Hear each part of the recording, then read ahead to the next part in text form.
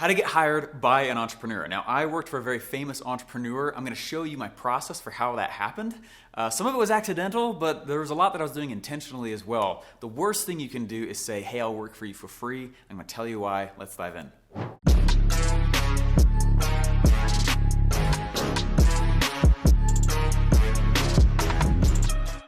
All right, now, besides people saying, hey, Steve, can you build me a custom funnel? Which the answer is sure. The second question I get asked the most is, can I come work for you? Of take out the trash. I'll do whatever. I'll do it for free. That happens pretty much every event. We're doing our 15th event coming up here soon. We do a lot of events, and most of the time, that's when people say, can I just come work for you guys for free and be in the environment? I'm going to tell you that's not very attractive for a company that's lower than $10 million. We've crossed that threshold, but I'm going to tell you why specifically in this video.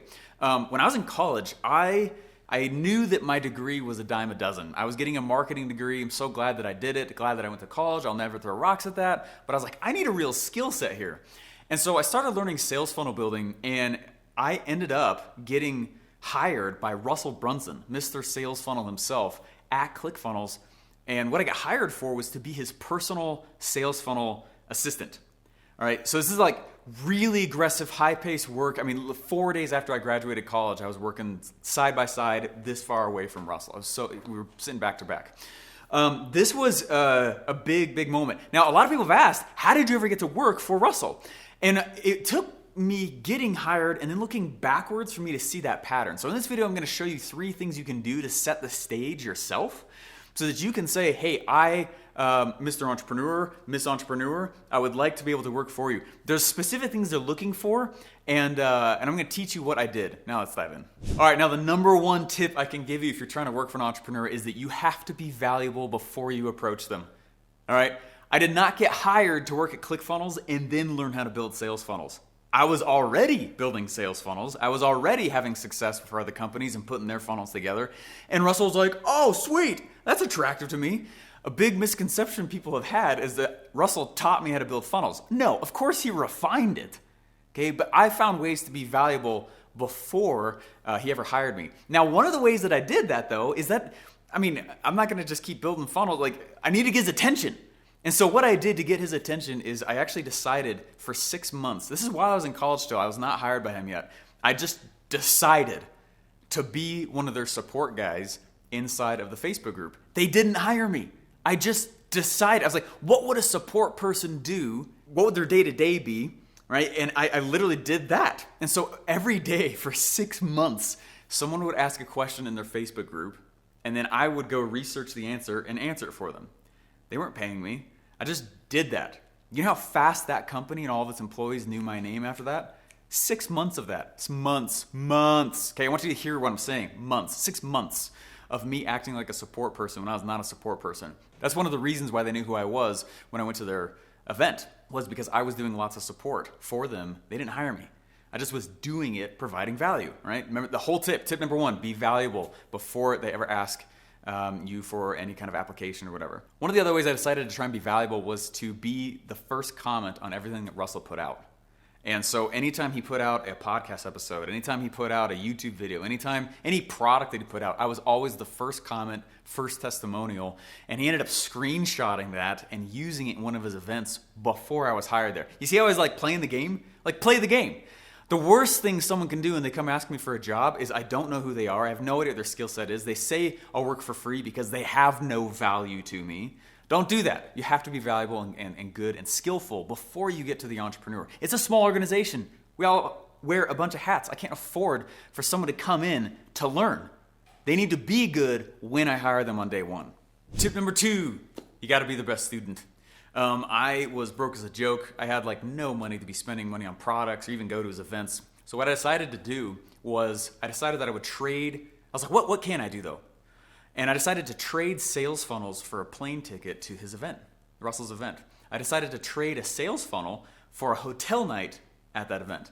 I decided to trade a sales funnel for the airline tickets. Okay, I bootstrapped my way there. Do you know how much that made me even more valuable? Okay, be your future hook. You are your future hook. You are the product. I was the product. The best thing you can do is be if you want to be working for a specific entrepreneur, you have to be a cool story for them. And one of the easiest ways to do that is to be their best student and to come in and say, like, I'm going to do everything you say, top to bottom. Those of you who get one of my programs and you do it, I know your name. I know your name. And guess who I reach out to when there's like a cool little side project or something I want to go do with? The people that I know. So if you want to be known, in fact, there was a sales guy that worked for me once. He came in and he purchased a product of mine just to get my attention because he wanted to be an in-house salesman. All right, play the game and be the best student. One of the best compliments I can ever receive is somebody, especially as an educator, all educators this way, is for somebody to come in and learn the thing and then go apply it and then turn around and give me a testimonial of how it's changed their life. That I know who they are, I know the story, there's emotion behind it, there's charge behind it. I truly helped them along the way, but now I'm like, I know your name. And I've hired many of the people who've been my best students, actually. In fact, I would say probably half of the people that have worked for me, and a lot of them come in and they learn more and then they leave, and that's totally fine. But a lot of them have been my best students because now I know they know the thing. I don't have to train them more when they come in and they start working for me. Before I go into the third tip here, go ahead and leave a like and subscribe. In the comments below, let me know if you've ever worked for an entrepreneur or done like a little JV. Even if they just hired you for a one-off project, I'd love to be able to see that down below. Working with a higher level entrepreneur is one of the most rewarding things ever because of their mentality and the energy around them. I want to hear about it in the comments. Now, when you get hired by an entrepreneur, there's something specific that they are definitely going to want from you. I hate it when people say like, I'll work for you for free. To me, that means they don't value their own skill set, so why would I have confidence in them? So don't do that, first off. Big tip, though. I know I've said it a few times, but that's a big piece. One of the things they're going to look for is, especially if it's a true entrepreneur, the organization likely is going to be small. And in small organizations, we all wear a bunch of hats. And so one of the things that I started to do was I realized I needed to stay sharp and learn other skill sets that were applicable during my employment at ClickFunnels.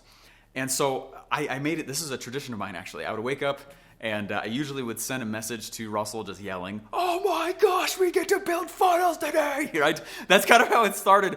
This whole Monday baby thing that I started. It's Monday baby! Started because on Thursdays and every other day of the week, I would yell to Russell, "What's up, son? It's 4:30 a.m. What's up, build funnels?" And I would just go psycho, feeding the entrepreneur energy, and we feed back and forth. Well, I would go into the office, and what I would say was, "Hey, what are you not looking forward to today?"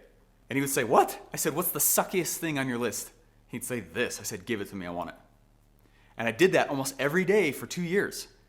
And what do you think happens when you become the guy that removes the block for the entrepreneur?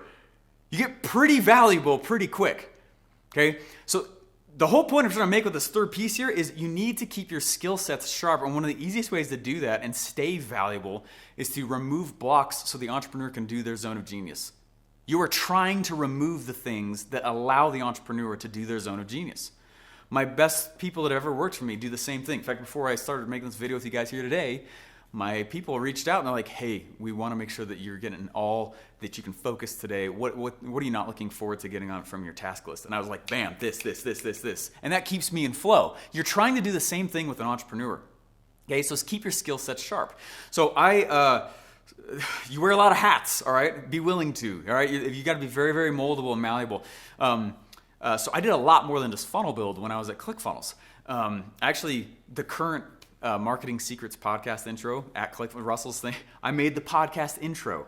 I mixed and put it all together. All the outros, put that together. Helped create coaching programs. I did YouTube stuff and video stuff. I did a lot. And a lot of it was because I was like, I can wear a lot of hats. Under time constraint, I can learn anything. And you need that mentality. Okay? If you're joining an entrepreneur because you're like, I want security and I want consistency and nothing to stay the same, or I want everything to stay the same, they don't operate like that. Okay? They are squirrels and they're rabbits and shiny object, right?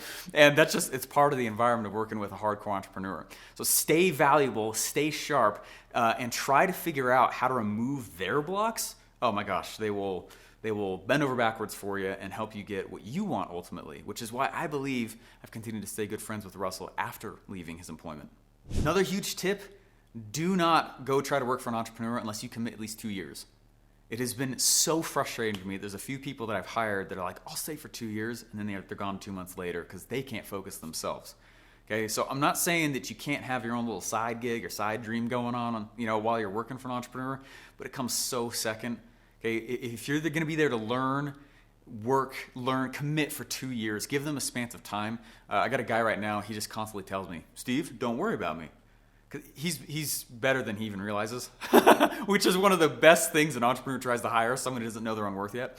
And so I told him that. I was like, you don't know how good you are. And he's like, yeah, don't worry though. You got me for 3 to 4 years. And I will tell you 6 months in advance before I leave. I'm like, oh, whew. He's focusing on leaving well.